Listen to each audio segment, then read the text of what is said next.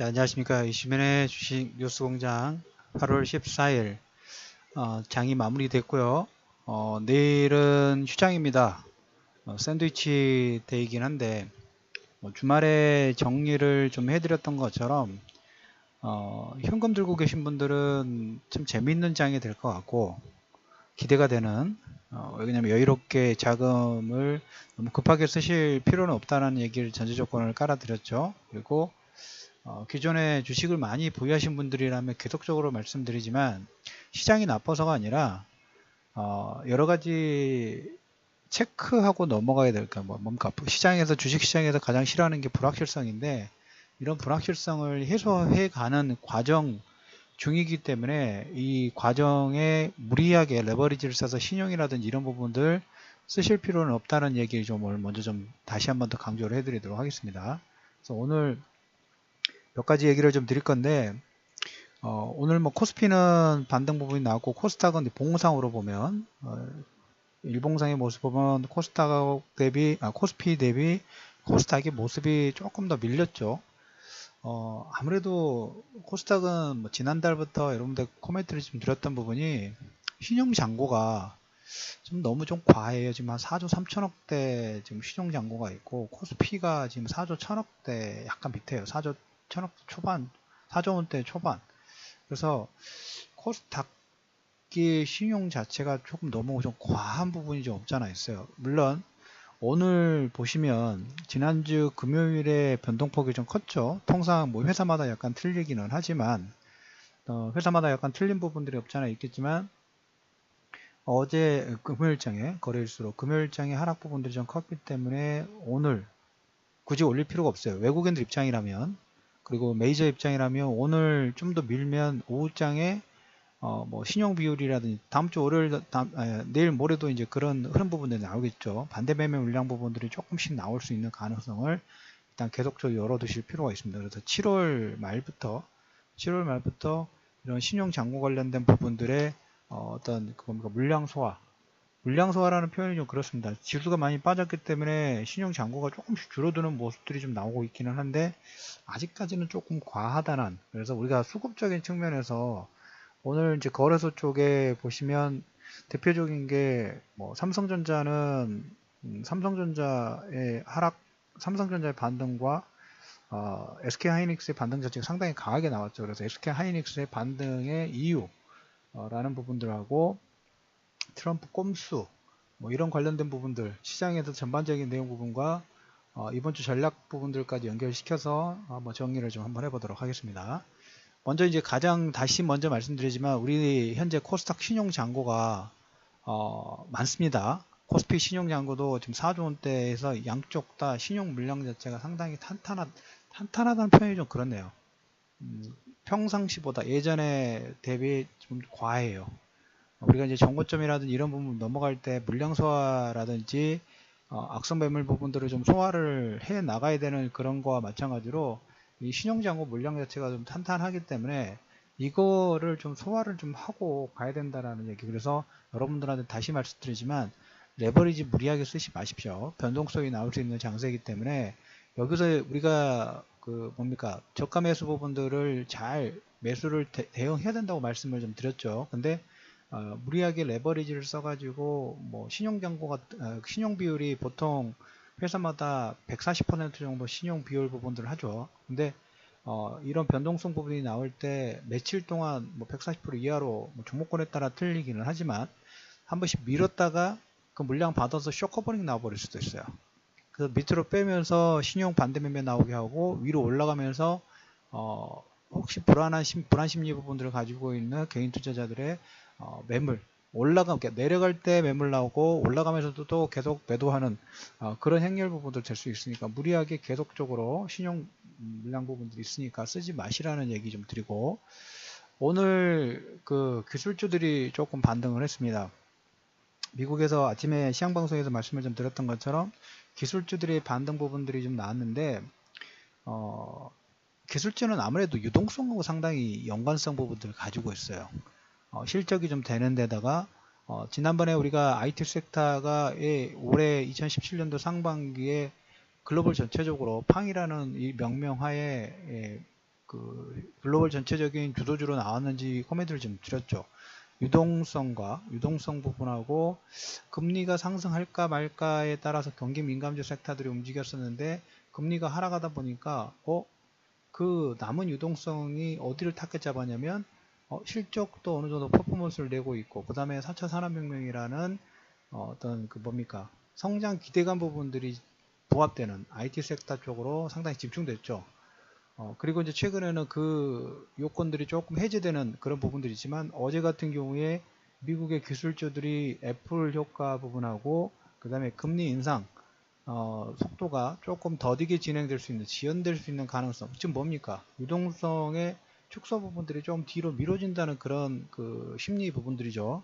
그것 때문에 어제 기술주들이 반등을 나오기는 했는데 아직 보면 추세 돌리기는 좀 미약하다고 봅니다. 워낙 제가 주말장에 여러분들 말씀드렸던 것처럼 기술주들 매도가 많이 나왔기 때문에 하반 경직 부분들하고 기술적 반등 나올 수 있다는 코멘트 드렸죠. 오늘은 그 정도 선으로 보시면 돼요. 물론 이제 삼성전자하고 SK하이닉스하고 약간 좀 내용 부분들이 좀 틀리죠. 삼성전자 같은 경우에 외국인들이 오늘 뭐 여전히 계속적으로 매도를 했습니다. 12만 주 정도. 그리고 8월 11일 같은 경우에도 한 17만 주 매도하고 8월 10일도 10만 주, 그러니까 10만 주 이상 계속적으로 지금 매도 부분들을 진행하는 쪽이고 SK하이닉스 같은 경우에 8월 11일 날 200만 주 매도해서 급락을 시켰다가 오늘 100만 주 이상의 매수가 좀 들어왔어요. 그리고 우리가 이제 이 전기전자 쪽에 아니 반도체 관련된 부분에서 지금 들리는 코멘트가 중국에서 D램 가격 하반기 한 10% 정도 가격을 올릴 수 있는 가능성 부분들이 있는 것 같아요. 그래서 기술적 금리 인상의 지연 가능성 플러스 그 다음에 D램 가격의 상승 그리고 이제 워낙 낙폭 부분들이 컸기 때문에 기술적 반등 그리고 이제 이번 주 후반에 어플라이드 멀터리얼스라는 회사 반도체 회사입니다. 반도체 장비 회사의 실적과 향후에 이제 가이던스 부분들이 좀 나오죠. 제가 작년인가 올해인가 이제 가물가물하네요. 아무튼 우리 그 삼성전자라든지 이 SK하이닉스의 반등을 이끌었던 모멘텀 부분들의 어떤 스타트 포인트를 본다고 하면 어플라이드 머터리얼스는 세계 반도체 장비 1위 회사입니다. 그래서 이 회사의 장비가 없이는 삼성전자 반도체 라인이 돌아갈 수가 없어요. 그런데 어플라이드 머터리얼스가 박스권 진행하다가 장대 양봉으로 첫 번째 스타트를 걸었던 게 향후에 이제 실적 발표 나오고 그 뭡니까 성장성에 대한 발표 부분들 향후 그 반도체 산업에 대한 성장성 부분들을 IR에서 설명하고 그때부터 본격적인 상승 부분들이 진행되는데 그 이후에 삼성전자가 움직이기 시작했어요. 자 그러면 역으로 이제 이번 주에 어플라이드 머터리얼스의 이제 향후 가이던스 부분들이 어떻게 진행될 건지 일단은 그 워낙 낙폭 부분들이 컸기 때문에 기술적 반등 부분들이 나와야 되는 영역이긴 하죠. 근데 개인 투자자들, 초보 투자자들은 영역은 아니에요. 계속적으로 말씀드리지만 전문 투자자분들이 짧게 치고 빠지고 어떤 단기 파동 부분들의 어떤 수익을 내는 장사이지 어떤 긴 추세를 보기에는 조금 아직까지도 거기도 보면 단기 박스권 부분들이 진행될 수 있는 가능성을 지난주 코멘트를 좀 드렸던 것처럼 그 여파 부분들을 너무 급하게 보시지 마시고 그래서 어플라이드 머터리얼스가 이번 주 실적을 발표를 하는데 그 여부 부분들을 좀 체크를 하고 갈 것 같고 삼성전자 그러면 이렇게 질문이 들을 수 있죠. 같은 전기전자 쪽이고 기술주인데 왜 삼성전자는 누르고 SK하이닉스는 6% 이상 급등을 합니까? 특이사항 부분들은 없어요. 특이사항 부분들은 없는데 아무래도 이제 D램 가격에 중국 D램 가격에 좀 더 민감한 건 삼성전자보다는 SK하이닉스가 매출 비중 자체가 D램에 좀 더 집중되어 있기 때문에 그에 대한 수혜 부분들로 첫 번째 보시면 될 것 같고 두 번째로 지금 지수를 무리하게 올릴 단계는 아니죠. 대외 변수 부분들이 많기 때문에. 근데 삼성전자를 반등을 시켜버리면 전체 종합지수의 급등 부분들이 좀 나오겠죠. 그래서 전체 지수 컨트롤에 대한 그런 역할 부분하고 세 번째 하나 더 코멘트를 든다면 SK하이닉스 같은 경우에는 그 도시바 인수 관련된 부분들이 물론 이 내용이 하이닉스의 5%의 반등의 요건은 되지는 않아요. 다시 오리무중으로 들어가거든요. 이게 보면 뭡니까? 중국 업체 홍하이가 또 들어올 수 있는 가능성도 있고, SK하이닉스는 지금 도시바 쪽에 전환사채 지분 요구 부분들을 좀 계속적으로 드라이브를 좀 걸고 있는 것 같아요. 그래서 웨스턴 디지털은 자기들의 투자권이 있기 때문에 뭡니까 해결을 하고 인수를 M&A 부분들을 진행해야 된다. 다시 원점으로 좀 들어가는 부분이 좀 없잖아 좀 있어요. 그래서 SK하이닉스 같은 경우에 이런 복합적인 내용이 특히 이제 DRAM 가격, 고정 가격의 중국 가격의 상승이 어떻게 보면 미국의 금리 인상의 지형과 기술주들의 반응과 연관성이 있고 삼성전자 대비 시총 자체가 조금 더 낮은 부분이 있기 때문에 외국인 수급이 오늘 100만 주 정도 외국인 수급이 지금 SK하이닉스 같은 경우는 3일 동안 거의 한 500만 주 가까운 매도 부분들이 좀 진행이 됐어요. 좀 단기간에 좀 많이 매도가 나온 건 사실이긴 합니다. 그 연장선으로 여러분들이 보시면 될 것 같습니다. 자, 그리고 그래서 이 신용잔고하고 SK하이닉스 반등, 기술적 반등 영역이다 라는 코멘트 좀 드리고 이렇게 보시면 될 것 같아요. 물론 이제 이번 달 8월 달에 다음 주면 을지훈련 있죠. 그래서 을지훈련까지 뭐 미국에서는 괌을 사격하면 큰일 난다. 북한은 괌에 대한 사격 부분들 준비를 하겠다. 하는 사이에 미국이 중국에 대한 그 무역 제재 압박 슈퍼 301조죠. 301조를 통해서 아마 오늘 저녁에 발표가 나올 시장에서는 그렇게 좀 얘기가 나오고 있어요. 직접재산권 조사를 지시를 할 것 같아요. 그 의미는 뭐냐면 미국과 중국이 무역 전쟁을 하자라는 그런 의미는 아니에요. 그럴 경우에 정작 손해를 보는 것은 물론 중국도 손해를 보고 미국도 손해를 보지만 미국도 적지 않게 손해를 볼 수 있는 가능성이 있는데 저는 지금 시점에서는 이런 의미로 생각해요. 북한의 가장 효과적인 최고 경제 제재 부분들은 원유 공급을 제한하는 건데 이번에 제재안에 이게 포함되지는 않았죠. 그래서 미국은 주말에 시진핑하고 뭐 통화도 했다고 하지만 그리고 미국과 북한은 한 수개월 동안 물밑접촉 부분들을 진행했다고 하지만 좀 더 강한 경제 제재를 미국이 중국한테 원하는 것 같습니다. 그런 압박 수단으로 슈퍼 301조 직접재산권 조사 발의가 안 된다는 거 아니에요? 일단 조사 한번 해봐.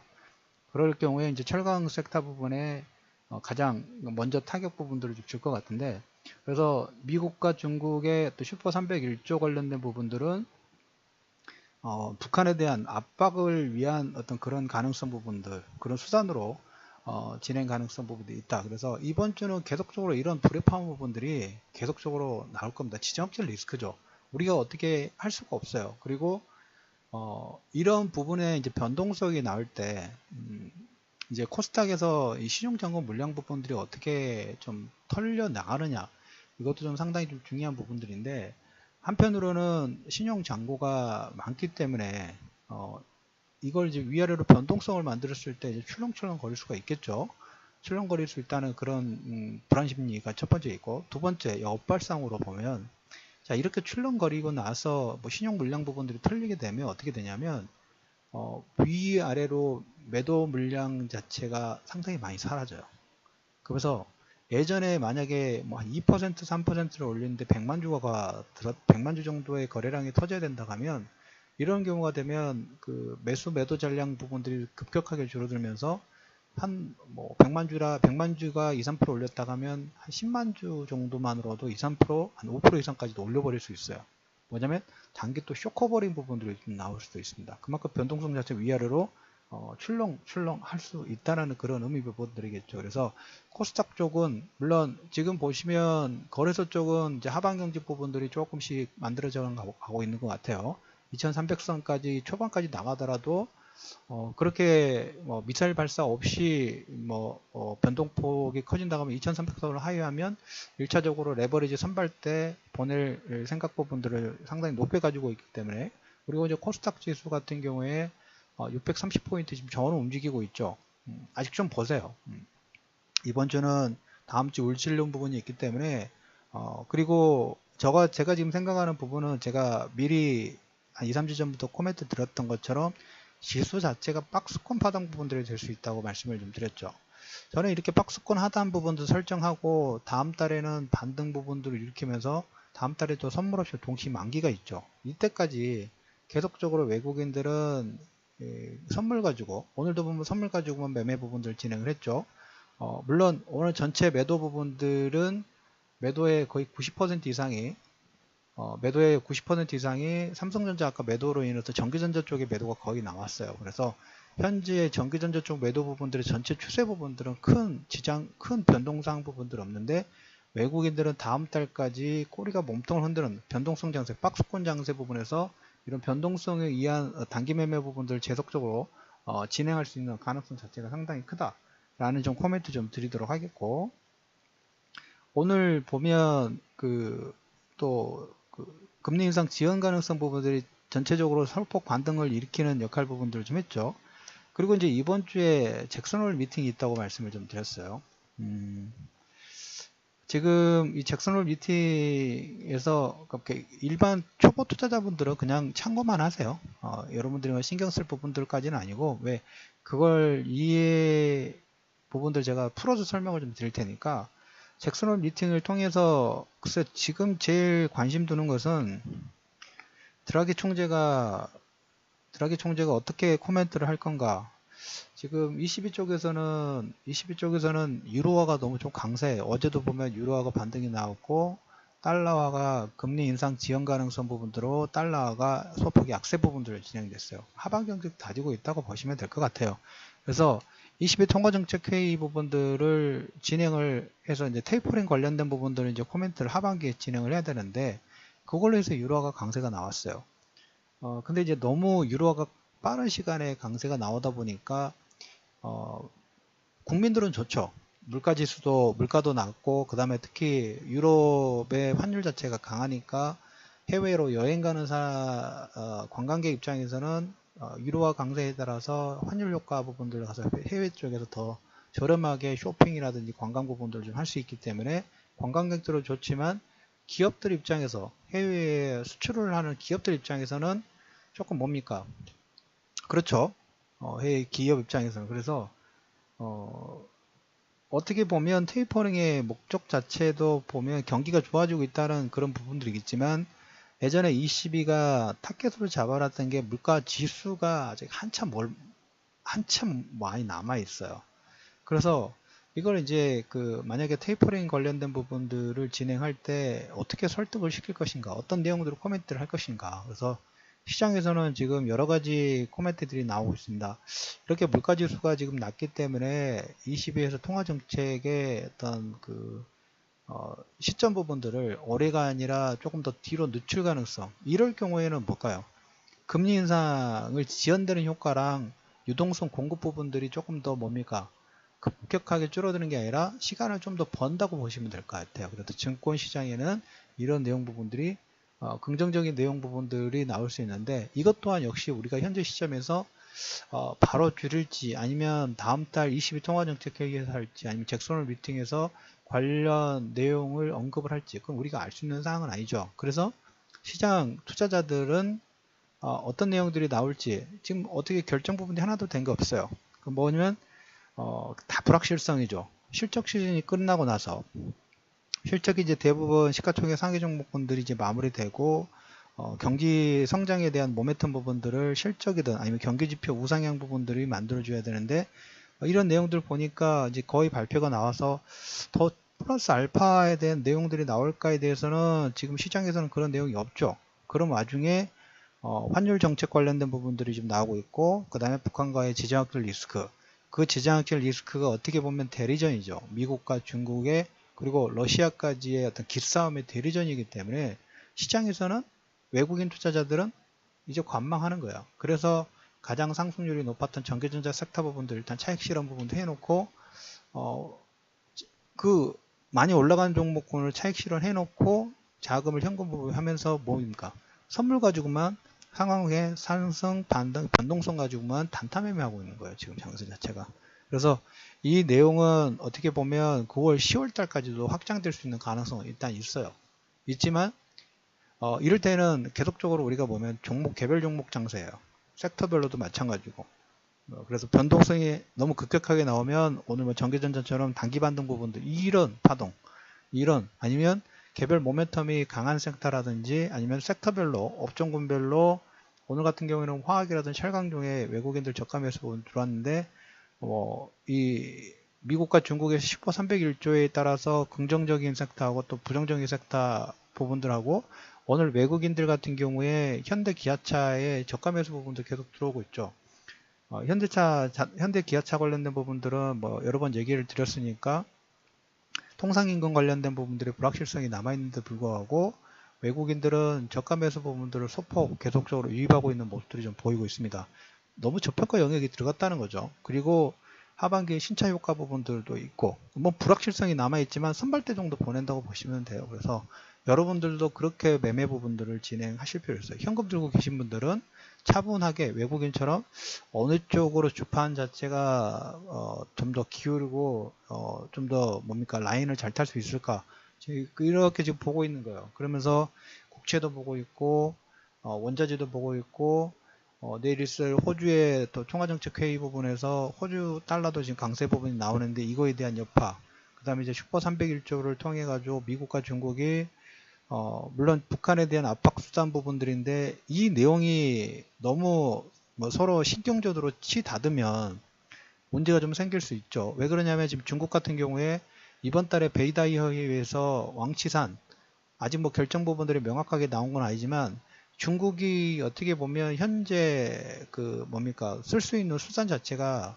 일단 국내 중국 자체적으로 자체적인 정치 부분들에 대해서 중심을 딱 잡아놔야 하는 상태이기 때문에 미국이 건들면 어떻게 보면 현재 시점에서는 좀 들어줄 수 있는 가능성 자체가 크기는 합니다만은 이게 만약에 마무리됐을 때도 미국이 계속 저렇게 태클 부분들 걸고 트럼프의 꼼수로 인해서 이런 그 부분들을 진행하게 되면 한번 감정 대립 부분들도 심화될 수 있겠죠. 심화될 수 있는 가능성도 있어요. 근데 그 부분은 우리가 지금 현재 시점에 알 수 있는 사항은 아니지만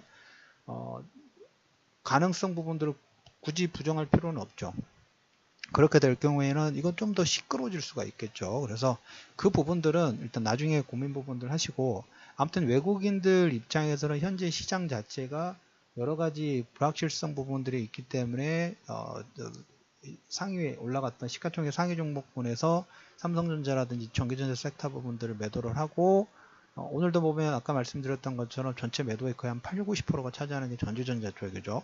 그리고 그 외에 경기 민감주 섹터들은 그냥 조금씩 뭡니까 한꺼번에 다 사면 그 섹터가 급등이 나오니까 분할로 그냥 조금씩 계속 사고 있는 그런 과정 중으로 보시면 될 것 같아요. 그래서 오늘 SK하이닉스와 삼성전자의 반등 부분들의 의미 그리고 전기전자 쪽은 그 기술주들 기술적 반등 부분하고 금리 인상 지연 가능성 그리고 이제 금리 인상 지연 가능성에서 제가 한마디 더 코멘트 드리면 금리 인상 지연되더라도 큰 무리는 없습니다.